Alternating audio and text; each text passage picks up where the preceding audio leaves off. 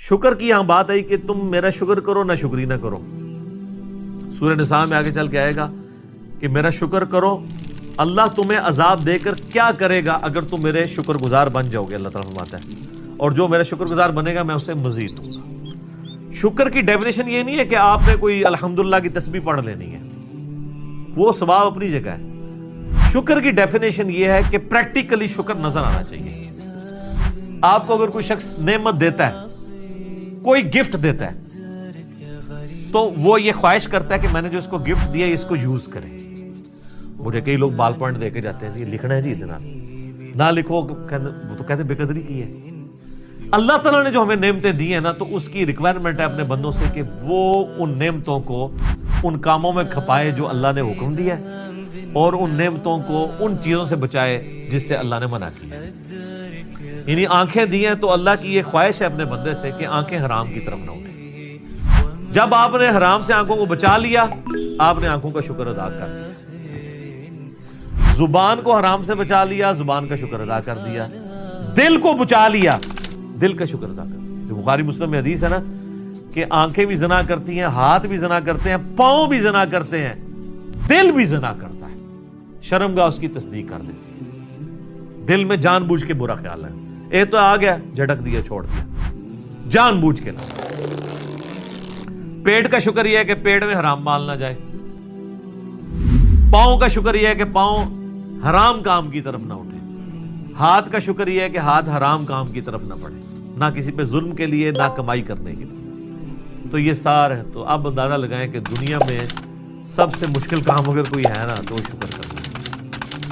لوگ کیا کہتے ہیں جناب، پہلے خوب اللہ کا گلہ شکوہ کرتے ہیں، اپنا پورا غصہ نکالتے ہیں معاذ اللہ. اینڈ تک کہتے ہیں چلو جی جو دی مرضی، اللہ کا شکر ہے جی. پھر بھی تو جو اپنی روح راضی کرنی ہوتی ہے وہ کر لیتے ہیں، اور پھر اس کو نام صبر کا دے رہے ہوتے ہیں. حالانکہ بخاری میں حدیث ہے کہ صبر تو صدمے کے آغاز کے اوپر ہے. جب آپ نے اس وقت نہیں کیا تو پھر تو بات ختم ہو گئی. لے جی صبر کا ذکر شکر کے ساتھ جڑا ہوا ہے، تو اگلی آیت بھی سن لیں، وہ اسی سے ریلیٹڈ ہے. یا ایھا الذین آمنوا استعینوا بالصبر والصلاۃ، اے ایمان والو مدد طلب کیا کرو صبر کے ذریعے اور نماز کے ذریعے. کس کی مدد؟ اللہ کی. ظاہر ہے شیخ عبد القادر جیلانی کی مدد تو نہیں طلب کرنی، مولا علی کی مدد تو نہیں طلب کرنی، اس سے اللہ کی. کیونکہ ساتھ ہی آ گیا ان اللہ مع الصابرین، بے شک اللہ صبر کرنے والوں کے ساتھ ہے. یعنی جو صبر کرنے والے ہیں ان کے ساتھ اللہ ہو جائے گا. جب وہ صبر کے ذریعے اللہ کو پکاریں گے اللہ ان کی مدد فرما دے گا. سمپل چیز ہے.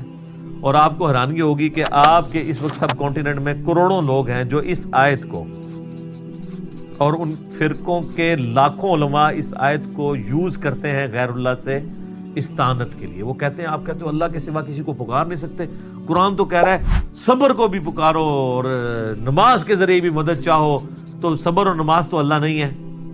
تو یہ لوگوں کو پہلے بات نہیں سمجھ آتی تھی، میں نے اس کو سمپل کر دیا ہے. انہی لوگوں نے جب یہ ہمارے سامنے آیتیں پڑھتے ہیں تو ہم کہتے ہیں اس کا مطلب ہے المدد یا نماز، المدد یا صبر، میری مدد فرمائیے. تو کہتے ہیں نہیں یہ تو مطلب نہیں ہے. تو پھر آپ تو یہی کر رہے ہیں نا، اس سے آپ المدد یا شیخ عبد القادر جیلانی نکال رہے ہیں، یا آپ شیخ عبد القادر جیلانی سے یوں کریں کہ وہ آپ کے سامنے موجود ہوں اور آپ ان کے ذریعے دعا کروا لیں، وہ تو ایک معاملہ علیحدہ ہو جائے. پھر تو آپ کہیں گے ہم نے اللہ ہی سے مانگا ہے. لیکن آپ تو ڈائریکٹ ان کو پکار رہے ہیں، اور وسیلے کے نام پہ دھوکہ. یہ میرا پچھلے دنوں ویڈیو ریکارڈ ہوئی ہے، وسیلے کے نام پہ دھوکہ، وسیلے کے نام پہ استعانت کر رہے ہوتے ہیں، استغاثہ کر رہے ہوتے ہیں، اور نام اسے توسل کا دیتے ہیں. تو کسی نے نہیں کہا المدد یا نماز، المدد یا صبر، بلکہ اللہ کی مدد چاہتے ہیں. اس کا مطلب یہ ہے کہ جو نماز پڑھے گا اللہ کی مدد کا حقدار ہو جائے گا، جو صبر کرے گا وہ اللہ کی مدد کا حقدار ہو جائے گا. اس سے ایک ایسا وسیلہ پتا چلا جسے ہم کہتے ہیں نیک اعمال کا وسیلہ، کہ آپ نیک اعمال کو بھی اللہ کے حضور وسیلے کے طور پہ پیش کر سکتے ہیں. وہ جو بخاری مسلم میں 3 لوگوں کا ذکر ہے جو غار میں پھنس جاتے ہیں، پہلے ایک اللہ کے حضور وسیلہ پیش کرتا ہے اپنے عمل کا جو اس نے سب سے چھپا کے کیا ہوتا ہے، تھوڑا سا پتھر سرک جاتا ہے، پھر دوسرا، پھر تیسرا کھل جاتا ہے. نیک اعمال کا وسیلہ پیش کریں. 6 وسیلے ہیں، 5 ثابت ہیں، ایک ثابت نہیں ہے.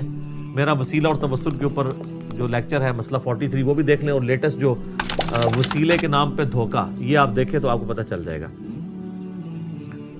تو ان آیات کو مس کوٹ کرتے ہیں، حالانکہ اس کا تعلق اللہ ہی کے ساتھ ہے کہ صبر اور نماز کے ذریعے آپ نے اللہ کی طرف متوجہ ہونا ہے۔ صبر کے اندر پوری زندگی ہے، بلکہ نماز بھی صبر ہی ہے جناب۔ فجر کی نماز گرمیوں میں اٹھ کے پڑھنا صبر نہیں ہے جب نیند ہی نہیں پوری ہوتی؟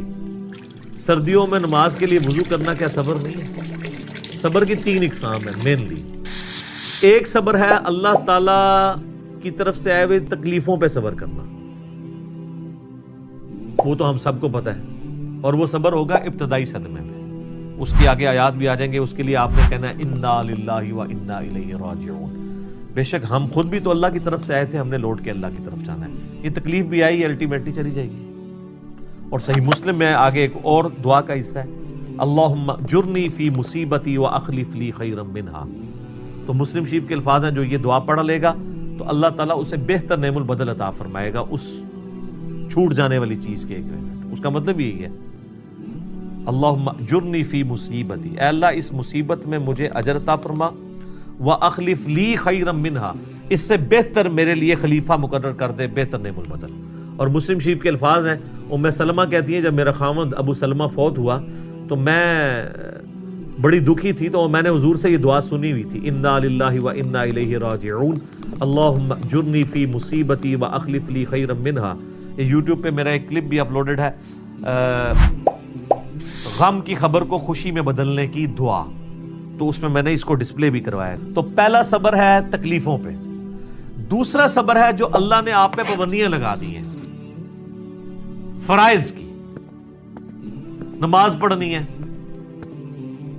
روزہ رکھنا ہے، یہ ظاہر ہے آپ کو اس کے لیے جنبی ہو تو غسل اتارنا ہے، اس کے لیے آپ کو تکلیف سے نہیں گزرنا پڑتا، پروٹوکول دینا پڑتا، تو یہ بھی ہے۔ اور تیسرا صبر ہے حرام چیزوں سے بچنے پہ،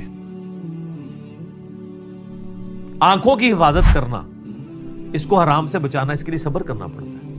حرام کما کے راتوں رات امیر ہو جانا یہ تو آسان کام ہے، لیکن حلال کما کے روکھی سکی کھا کے گزارا کرنا اور اللہ سے ڈرنا کہ میں نے حرام کا لقمہ اپنے پیٹ میں نہیں جانے دینا، اس کے لیے آپ کو صبر کرنا پڑے گا۔ تو یہ 3 صبر ہے۔ نمبر 1 اللہ کی طرف سے آئی ہوئی تکالیف پہ صبر، نمبر 2 اللہ نے جو آپ پہ فرائض لگائے ہیں ان فرضوں کو منوان اسی طریقے سے پورا کرنے میں جو تکلیفیں اٹھانی ہیں اس پہ صبر، چاہے وہ گرمیوں کے روزے ہوں اور سردیوں کے وضو ہوں اور گرمیوں کی فجر کی نماز ہو، اور تیسرا اللہ تبارک و تعالیٰ نے جو حرام سے بچنے کے لیے آپ کو ایمفسائز کیا ہے اور اٹریکشن بھی رکھ دی اس حرام کے اندر، تو صبر کرنا پڑے گا نا۔ اٹریکشن تو ہے ہر حرام چیز میں۔